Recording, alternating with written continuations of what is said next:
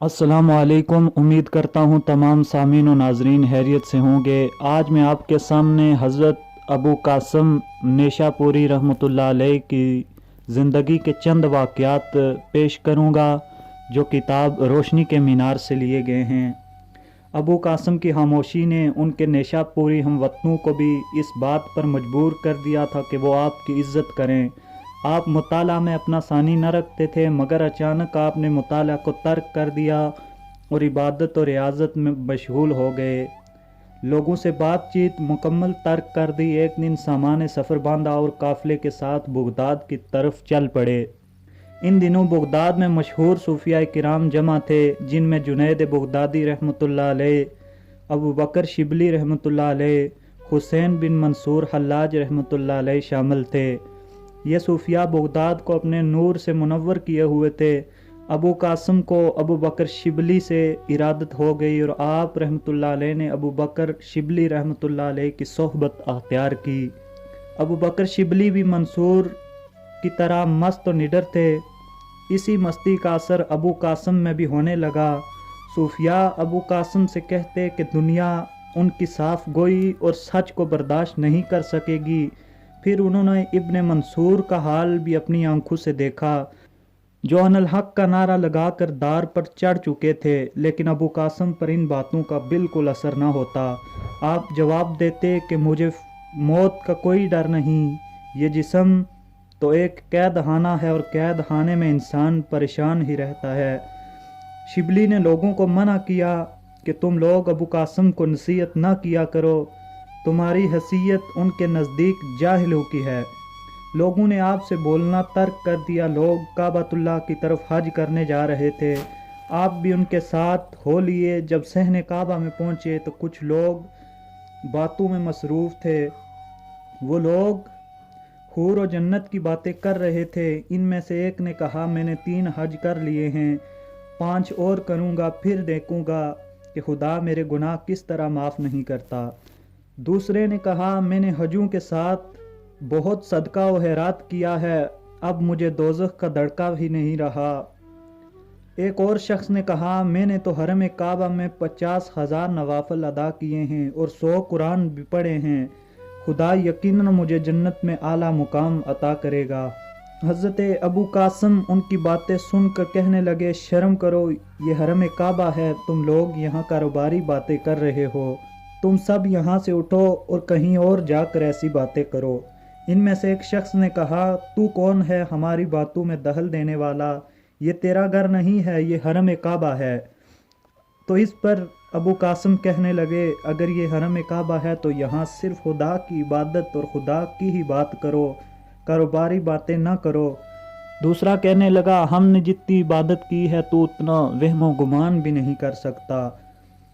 तो हज़रत अबू कासम फरमाने लगे, हाँ तो दुरुस्त कहता है, मैंने जो थोड़ी बहुती इबादत की है वो सिर्फ खुदा के नाम पर ही की है। इन लोगों ने आपको वहाँ से चले जाने को कहा। आप हरम काबा से बाहर आ गए और लकड़ियाँ जमा करने लगे। वो लोग आपको पागल कहने लगे और आप पर जुमले कसने लगे। लोग आपकी इस अजीब हरकत पर परेशान भी थे, हैरान भी थे कि आप इनका क्या करेंगे। एक शख्स ने पूछा, आप इन लकड़ियों का क्या करेंगे? आपने कहा, मैं काबा को नजर आतिश करूँगा, क्योंकि तुम्हारी बातों ने मुझे इस पर मजबूर किया है।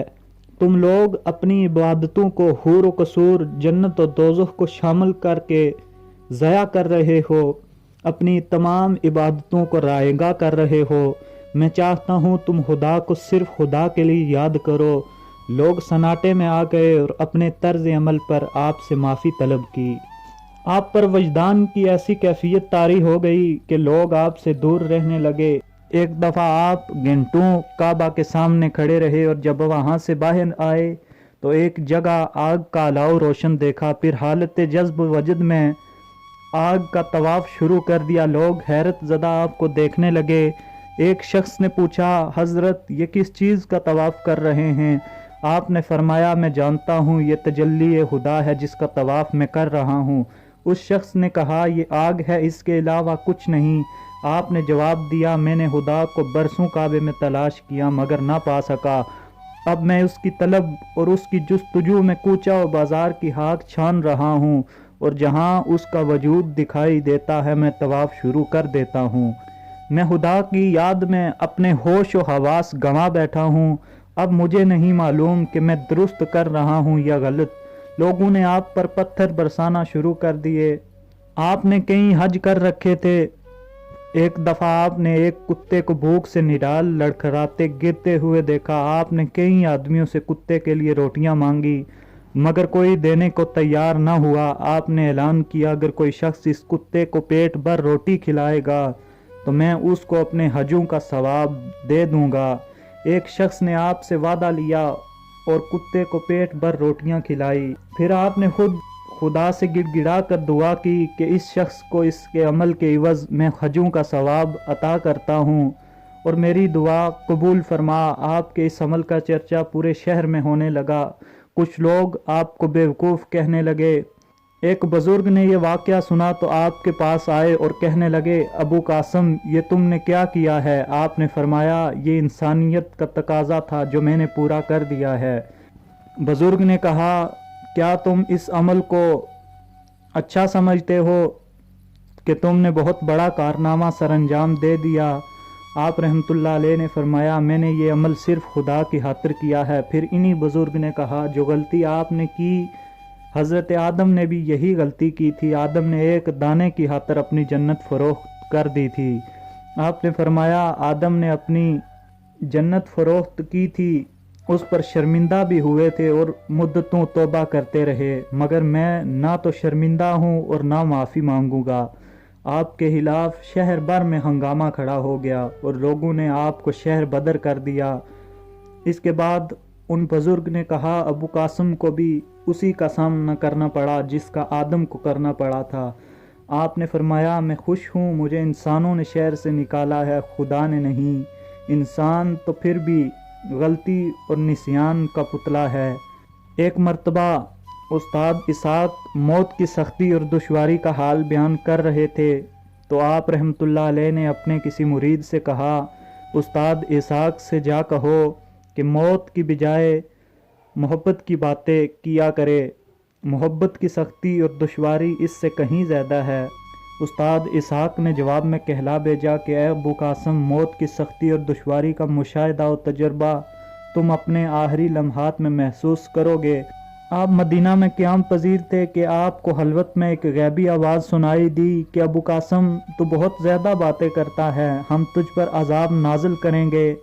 आपने जवाब दिया, अगर मैं गलत हूँ तो मुझ पर अजाब नाजिल होना चाहिए, लेकिन अगर मैं सच्चा हूँ तो मैं उन्हें जारी रखूँगा।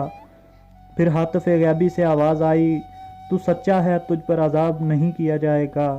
आखिरी लम्हों में आपको मौत की सख्ती और शिद्दत ने बहुत परेशान किया तो आपने अपने मुरीदेन से कहा, उस्ताद इसहाक दुरुस्त फरमाते हैं, मैं उनके कौल की गवाही देता हूँ। आपको इंतकाल के बाद जन्नतुल बकी में दफनाया गया। उम्मीद है तमाम दोस्तों को आज का वाक़या पसंद आया होगा। इस वाक़या का हासिल मकसद सिर्फ यही है कि खुदा को सिर्फ और सिर्फ खुदा के लिए ही याद किया जाए। मेरे चैनल को सब्सक्राइब करें, इस वीडियो को लाइक करें और शेयर करें ताकि आपको इसी तरह की अच्छी अच्छी वीडियोज़ मिल सकें।